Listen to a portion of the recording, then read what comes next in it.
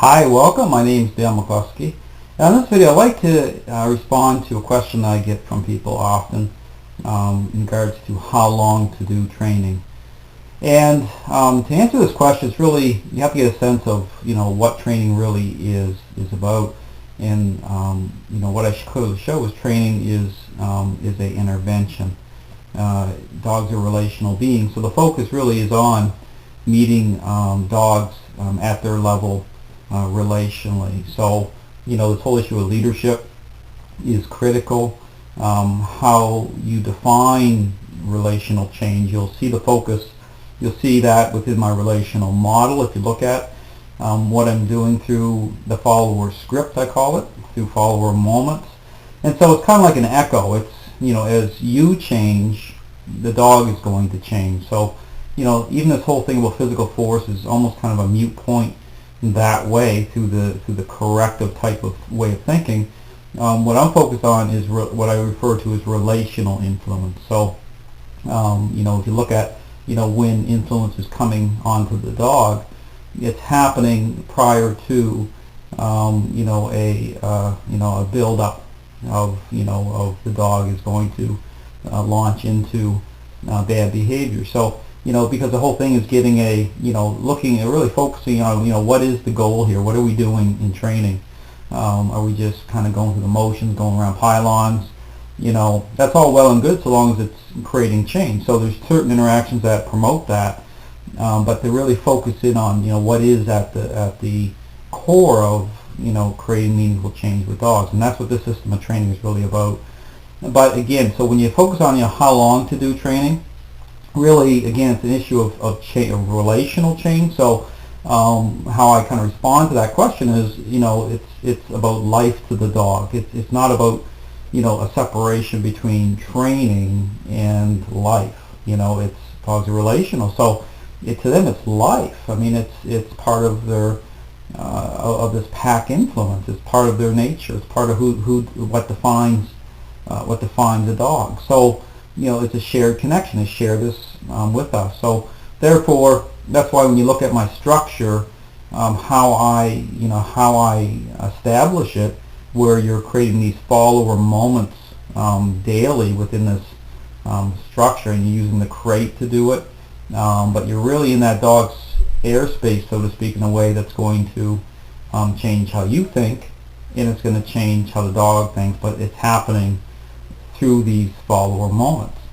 So, but in keeping that in mind, that's why, how long to do it. When you're doing certain types of specific controlled exercises outside the parameters of that structure, such as, the circle walk, as I call it, you want to try to end on a good note, which means that, because, the whole thing about change and changing how you think is, there's only so much change that's going to happen every day, and there's only so much leadership that you're going to gain every day. It's not just going to happen instantly, because typically the person's personality type has to start to change. That's why when you see, say, a trainer step on the scene, or somebody with a really strong personality type, not just who they are, that's why you'll see this high level challenge with dogs, because that person's already at that level, and the dog senses that where it's going to end up, so you're going to get this high drama, so to speak. But change will happen really fast.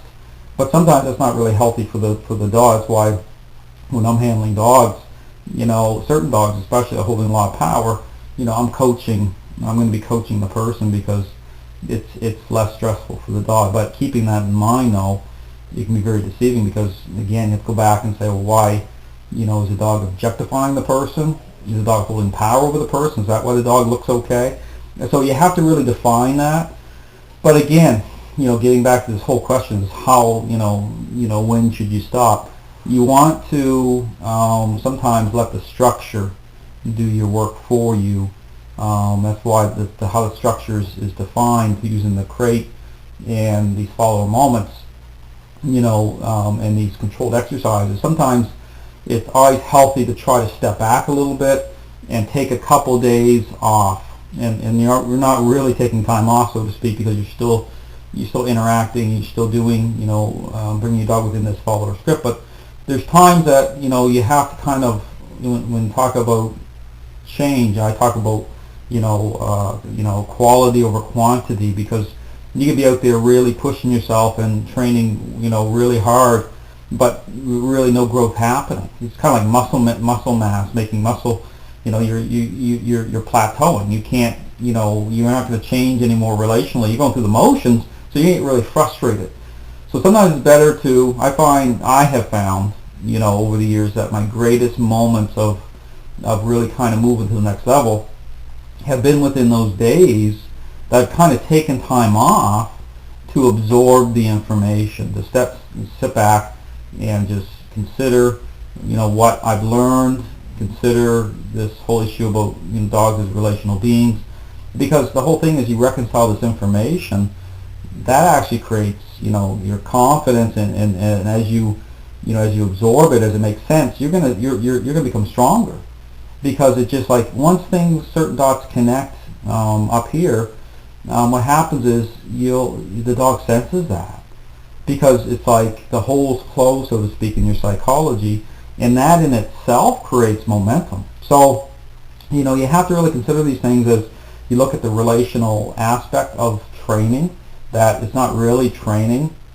Yes, it is in a way, through what you're doing through certain interactions to change how you think, but that's why you have to really look at what is really happening beyond this whole concept of a training model.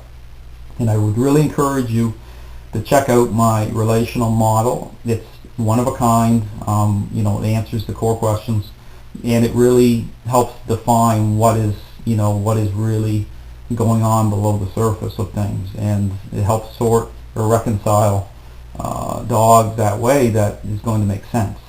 So anyway, thanks for watching. I hope this clears the air a little bit.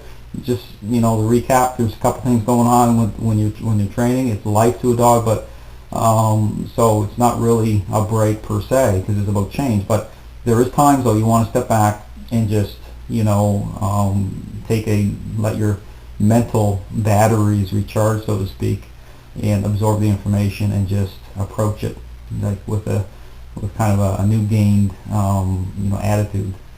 So anyway, I hope this helps, and I hope you have a great day.